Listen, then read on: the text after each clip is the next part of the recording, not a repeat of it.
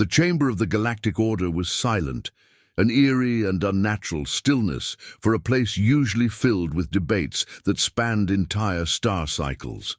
The High Council, a gathering of the most powerful minds in the known galaxy, had convened in emergency session. Before them, a massive holographic projection flickered into existence, grainy, raw footage from the warfront. The recording was taken from the battlefield of Veskar 9, a brutal wasteland where the Order had clashed with countless insurgents and rebels. But this time, the enemy was different. The towering reptilian overlord Kisar narrowed his many eyes, his scales darkening with unease as he observed the scene. The footage showed a squad of Terrans, battered and outnumbered, holding their ground against an entire division of the Order's finest. The humans had no advanced energy shields, no antimatter weapons, just crude projectile rifles, outdated armor, and their own flesh and bone. Yet they did not break. A towering Raxian warlord lunged forward, its cybernetic limbs crackling with energy. The lead Terran, a soldier with a shattered visor and blood-streaked armor, moved with terrifying precision. He sidestepped the strike, planted his feet, and drove a jagged combat blade into the warlord's throat. The Braxian stumbled, choking on its own lifeblood. The chamber gasped collectively. Then came the moment that truly unsettled them. The soldier, battle-worn and exhausted, turned his helmet toward the enemy lines. He didn't run, didn't call for aid. Instead, he smiled, a feral, knowing grin that sent an instinctual chill down the spines of the alien council members. The Galactic Order had crushed countless species beneath its boot. Civilizations had fallen at a mere whisper of their might. No one had ever dared to stand defiant in the face of annihilation, and yet the humans did. The footage ended, the hologram flickering out, leaving the chamber in a suffocating silence. At last Kisar spoke, his voice guttural and wary. "What, in the Void's name, is a Terran Wrath?" The name had begun to spread like wildfire across the Order's intelligence reports. The humans had been dismissed as insignificant, an upstart species barely capable of interstellar travel. Now, the Council was beginning to understand the terrifying truth. They had feared nothing in millennia until now. The Galactic Order had ruled for centuries, an iron-fisted empire spanning thousands of star systems. Its fleet was unmatched, its military an unstoppable force. When the Order set its sights on a planet, it was not a question of if it would fall, but when. But something had changed. For the first time, an enemy did not crumble under the Order's might. A single name, whispered in fear across battlefields and war councils alike, had begun to haunt the highest echelons of power: Terran Wrath. The term had originated from scattered battlefield reports, spoken with a mixture of awe and disbelief. At first, it was dismissed as mere resistance propaganda, another desperate myth created by a dying species to rally their doomed warriors. But then the victories started piling up. The High Council demanded answers. Admiral Zyrol of the Galactic Order, a hardened strategist with over 100 campaigns under his belt, sat before the massive war table inside the Order's command nexus. The room was dimly lit, the air thick with the scent of burning incense, a tradition meant to honor the victories of past warlords. Beside him, Overlord Kisar, the reptilian commander who had personally led the siege of Veskar 9, was still, reeling from what he had witnessed. Before them stood Strategic Minister Lirva, a wiry, blue-skinned Cathari intelligence officer, analyzing the holographic battle reports. Her 6 fingers twitched anxiously as she pulled up the latest data. "Admiral," she began, her voice sharp but controlled, "the situation is unprecedented." The holographic display shifted, revealing a map of the Halvik's expanse, a region the Order had expected to pacify within weeks. Instead, every red marker representing a Terran stronghold remained intact. Worse, new ones had begun to appear. Impossible. Zyrol muttered. They should be retreating by now. Their world is still in its infancy, their fleet's primitive. What tactical advantage could they possibly possess? Lirva hesitated before responding. That is precisely the problem, Admiral. They fight like no species we have ever encountered. She gestured, and a new set of holograms materialized. Battlefield footage from multiple engagements. In each scenario, the humans were outgunned, outnumbered, and overmatched. And yet, they didn't fight like normal soldiers. When a superior force surrounded them, humans dug in and resisted, turning rubble and wreckage into fortified defenses. When their commanders fell, the soldiers didn't scatter, they fought harder. When resources ran low, they improvised, crafting weapons from salvaged alien tech, using guerrilla tactics that defied all logic. Cyrol's eyes narrowed as he watched one particular clip.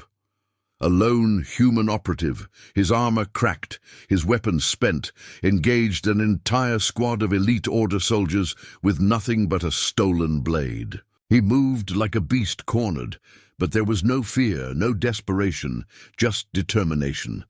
By the time the alien forces fell, the human was still standing.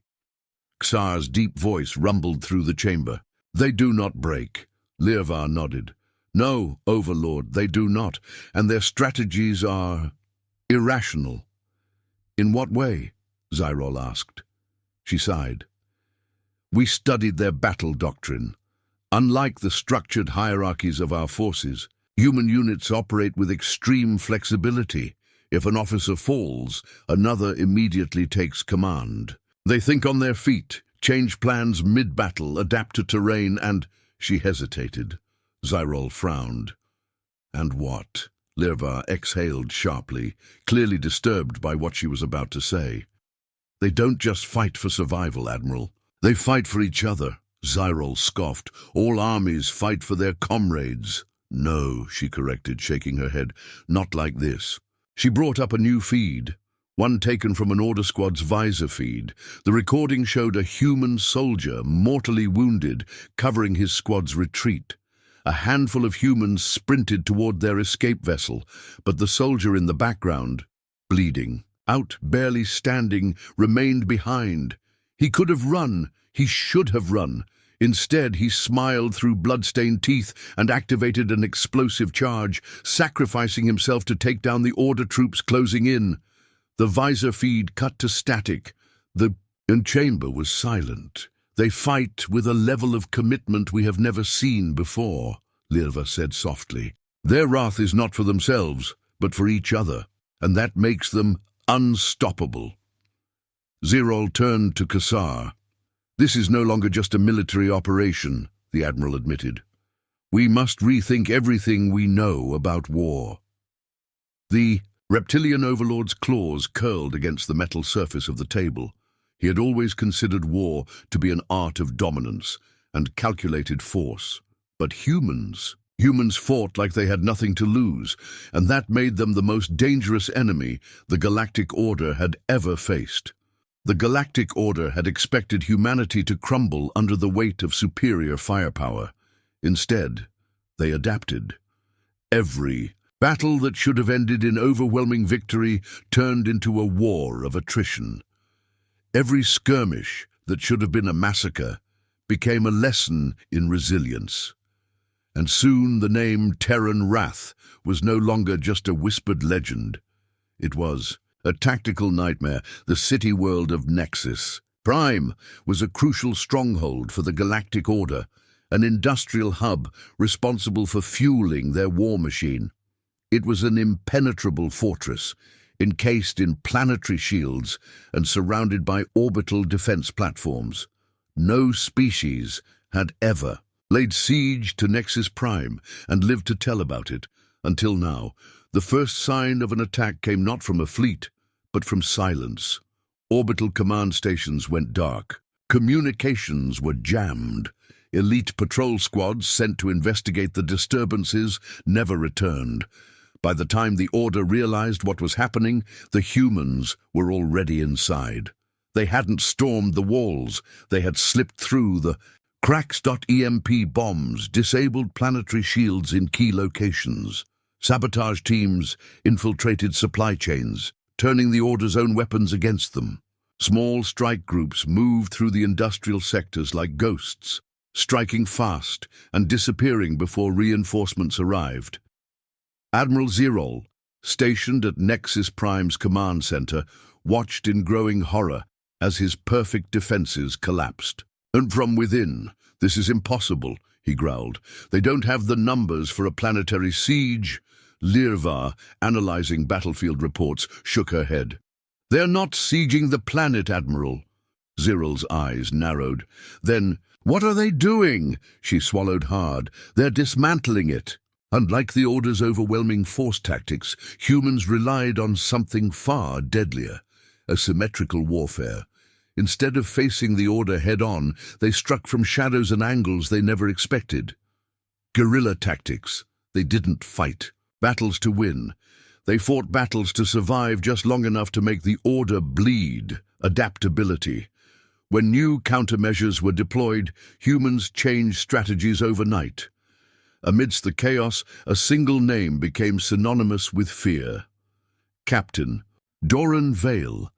A veteran of Earth's resistance wars, Vale was a leader unlike any the Order had faced. He understood the enemy in ways they never thought possible. "Conquerors like them," Vale had once told his soldiers, "think in straight lines. We'll teach them that war isn't a straight path. It's a labyrinth of bad choices." He turned weaknesses into weapons. When the Order blocked human escape routes, Vale turned their own supply routes into ambush points. When the Order bombarded human hideouts, Vale tricked them into bombing their own industrial plants. When the Order flooded battlefields with elite cybernetic warriors, Vale's forces used EMP pulses and primitive projectile weapons that their armor wasn't designed to withstand. The more the Order tried to adapt, the more they realized they were always one step behind, and then Nexus Prime fell, the first major world of the Order to ever be taken by an inferior species. The victory sent shockwaves through the Galactic Order. It wasn't just a battle lost, it was an ideology shattered. The Order had always believed in its own invincibility. It had always believed that resistance was futile. But now, every conquered species across the galaxy began to hope. Uprisings ignited in a dozen star systems. Rebellions that had long been crushed suddenly roared back to life. And every time the Order sent in reinforcements to crush them, the message was clear. Terran Wrath is coming. Inside the Grand War Council chamber, Overlord Kassar stared at the hollow display of the latest intelligence reports. The unthinkable was happening. In battle after battle, the Order's forces weren't just failing to win, they were being hunted. Elite warbands, once the pride of the Empire, were now avoiding human encounters. Their greatest warriors refused to engage because every survivor had the same story. They don't surrender. They don't retreat. They fight like demons. And worst of all, they smile while they bleed. The High Council had ruled for centuries without challenge, but now they feared one species above all others, not because of their technology, not because of their numbers, but because humanity refused to be broken. And for the first time in history, the Galactic Order faced an enemy that could not be conquered. Because war was not a game to humans. It was survival, and survival, that was what humanity did best. The war had changed. What began as a routine conquest had turned into the Order's greatest nightmare. For the first time in millennia, the Galactic Order was no longer the predator. It was the prey. The humans, once dismissed as primitive, had become something far worse than an enemy. They had become a reckoning. And now the final battle was upon them, the fortress world of Varkos. Prime was the last stronghold standing between the Terran forces and the heart of the Order's empire. Admiral Zerol stood at the command deck, his mandibles clicking anxiously. Every war simulation had predicted victory, yet every time the humans had defied logic. They did not fight conventionally, they did not retreat when they should, and worst of all, they did not fear death. Zyrol turned toward Overlord Kassar, who stood motionless before the massive war table. The reptilian warlord had seen countless campaigns, had crushed a dozen civilizations beneath his clawed fists. And yet, tonight, he was silent. "They will come," Kassar rumbled at last. "And they will not stop." Zyrol exhaled sharply. "Then we will make our stand here." Liava, standing at the intelligence console, interrupted. Her voice was tight, uncertain. "Admiral, we may not have a choice." She turned the holo display toward them. The humans were already here. The Order's outer defenses were crumbling. The first wave of human ships didn't even fire. Instead, they crashed. Suicidal ramming attacks tore through the Order's planetary shield generators, disabling key defenses before the main invasion even began. Then came the storm. Thousands of human ships descended upon Varkos Prime like a plague, their landing craft smashing into enemy strongholds without hesitation. And when the humans emerged, they fought like monsters. They used alien weapons against their creators. They hijacked Order war mechs and turned them on their former masters, and when outnumbered, they simply refused to die. Zyrol watched in horror as a squad of his finest warriors engaged a single human. It should have been an easy victory. Instead, the human ripped through them with nothing but a stolen plasma blade and bare fists.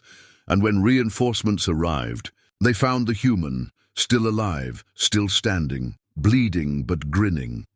Inside the Grand War Hall, Overlord Kassar stood alone. The fortress was collapsing. Smoke and fire filled the once pristine chamber. His guards had fallen. His armies were in retreat, and now, standing before him, was the man who had become a legend, Captain Doran Vale.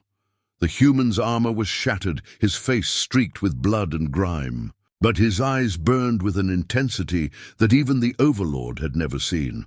"I expected your kind to beg for mercy," Kassar growled. Vale wiped blood from his chin and chuckled. "And I expected your kind to put up more of a fight." The Overlord's claws flexed. "You think this is over?" Vale raised his rifle. "No, I think it's just beginning." Kassar roared and lunged. The last stand of the Overlord of the Galactic Order lasted only 7 seconds. By the time it was over, the last great warlord of the Empire lay motionless at Vale's feet, and the humans. They had won.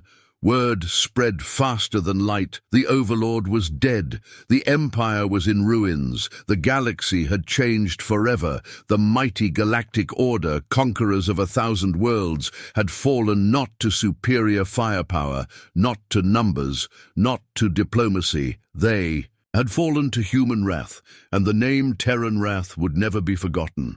Not in this lifetime, not ever. The war was over. The once mighty Galactic Order, a civilization that had ruled through fear, subjugation, and absolute control, had been shattered. Across the stars, the remnants of its forces fled into the darkness, their banners torn, their war fleets reduced to smoldering debris. No species had ever defeated them, until now. The galaxy, once united under the iron grip of the Order, now stood on the edge of something new. And at the center of it all, standing amidst the ruins of Varkos Prime, was Captain Doran Vale, the face of humanity's impossible victory. In the heart of the fallen empire, where the Overlord's palace once stood, the surviving leaders of the Order gathered in secret. They were warlords, governors, and strategists, the last remnants of an empire too proud to surrender. For centuries, their meetings had been filled with arrogance, discussions of conquest and expansion, but tonight, they gathered in fear. A single question burned in the air between them. What do we do about the humans? They had once dismissed the Terrans as primitive, unworthy of consideration, but now every surviving general spoke their name in hushed tones. "Their technology is inferior," one warlord muttered. "Their empire is nothing compared to what we had," another growled, his mandibles clicking anxiously. "Then explain how we lost." Silence. None of them had an answer. Finally, an aging tactician, one who had fought humans firsthand, spoke. His voice was quiet but firm. "We lost," he said, "because they are everything we are not. They do not break like the weak. They do not flee like the cowards, and when they fight, they do so with a fury that cannot be extinguished." The warlords exchanged uneasy glances. At last, the oldest among them leaned forward and whispered the words none of them dared to say aloud. "We cannot fight them." For the first time in recorded history, the Galactic Order, a civilization built on war, had no answer to its greatest enemy. Not through force, not through diplomacy, not through fear, because humans were not afraid. And now the galaxy was theirs to shape. Back on Varkos Prime, Doran Vale watched as the sun rose over the ruined world. Human soldiers stood victorious, but there was no celebration. They had won the war, but at a terrible cost. Thousands of their own lay dead, but Vale knew one truth, the same truth that had carried them through the impossible. The war was never about conquest. It was about survival. And humans survived, no matter the odds, no matter the enemy, no matter the cost. Across the stars, species that had once cowered before the Galactic Order rose up, inspired by the impossible. The humans had done what no one else dared to dream, and now every warlord, every dictator, and every empire across the cosmos knew one undeniable truth. The Galactic Order feared nothing until they heard the name Terran Wrath. And from that day forward, no species, no empire, and no conqueror would ever make the same mistake again, because the next time anyone thought to challenge humanity, they would remember, and they would be afraid. The age of the Order was over. The age of humanity had begun.